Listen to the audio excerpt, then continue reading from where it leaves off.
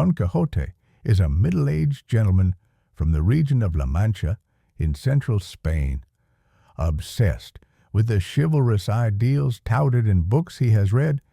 He decides to take up his lance and sword to defend the helpless and destroy the wicked. After a first failed adventure, he sets out on a second one with a somewhat befuddled laborer named Sancho Panza, whom he has persuaded to accompany him as his faithful squire. In return for Sancho's services, Don Quixote promises to make Sancho the wealthy governor of an isle. On his horse Rocinante, a barn nag well past his prime, Don Quixote rides the roads of Spain in search of glory and grand adventure. He gives up food, shelter, and comfort, all in the name of a peasant woman, Dulcinea del Toboso, whom he envisions as a princess. On his second expedition, Don Quixote becomes more of a bandit than a savior, stealing from and hurting baffled and justifiably angry citizens while acting out against what he perceives as threats to his knighthood or to the world. Don Quixote abandons a boy, leaving him in the hands of an evil farmer simply because the farmer swears an oath that he will not harm the boy. He steals a barber's basin that he believes to be the mythic Mambrino's helmet, and he becomes convinced of the healing powers of the balsam of Fierbra, an elixir that makes him so ill that, by comparison, he later feels healed. Sancho stands by Don Quixote, often bearing the brunt of the punishments that arise from Don Quixote's behavior. The story of Don Quixote's deeds includes the stories of those he meets on his journey. Don Quixote witnesses the funeral of a student who dies as a result of his love for a disdainful lady-turned-shepherdess.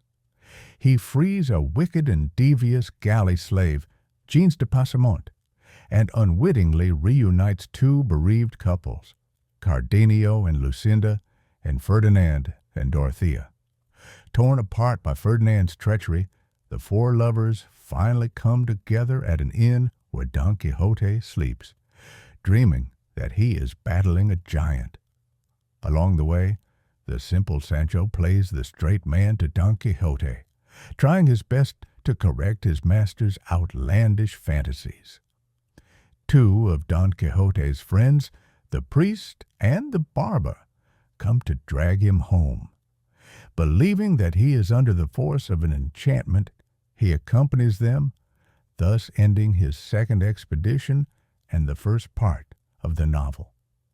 The second part of the novel begins with a passionate invective against a phony sequel of Don Quixote that was published in the interim between Cervantes' two parts. Everywhere Don Quixote goes, his reputation, gleaned by others from both the real and the false versions of the story, precedes him. As the two embark on their journey, Sancho lies to Don Quixote, telling him that an evil enchanter has transformed Dulcinea into a peasant girl. Undoing this enchantment, in which even Sancho comes to believe, becomes Don Quixote's chief goal. Don Quixote meets a duke and duchess who conspire to play tricks on him. They make a servant dress up as Merlin, for example, and tell Don Quixote that Dulcinea's enchantment, which they know to be a hoax, can be undone only if Sancho whips himself 3,300 times on his naked backside. Under the watch of the Duke and Duchess, Don Quixote and Sancho undertake several adventures.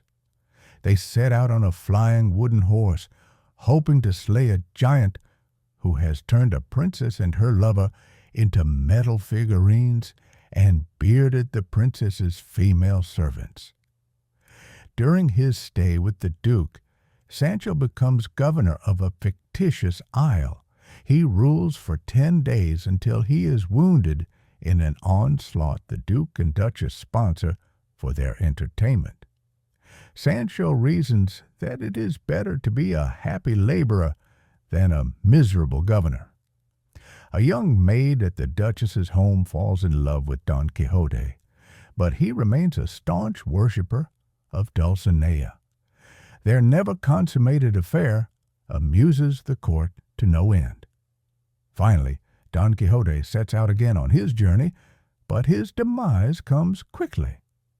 Shortly after his arrival in Barcelona, the Knight of the White Moon, actually an old friend in disguise, vanquishes him. Cervantes relates the story of Don Quixote as a history, which he claims he has translated from a manuscript written by a Moor named Cide Hamete Benengeli. Cervantes becomes a party to his own fiction, even allowing Sancho and Don Quixote to modify their own histories and comment negatively upon the false history published in their names. In the end, the beaten and battered Don Quixote forswears all the chivalric truths he followed so fervently and dies from a fever. With his death, knights-errant become extinct. Benengeli returns at the end of the novel to tell us that illustrating the demise of chivalry was his main purpose in writing the history of Don Quixote.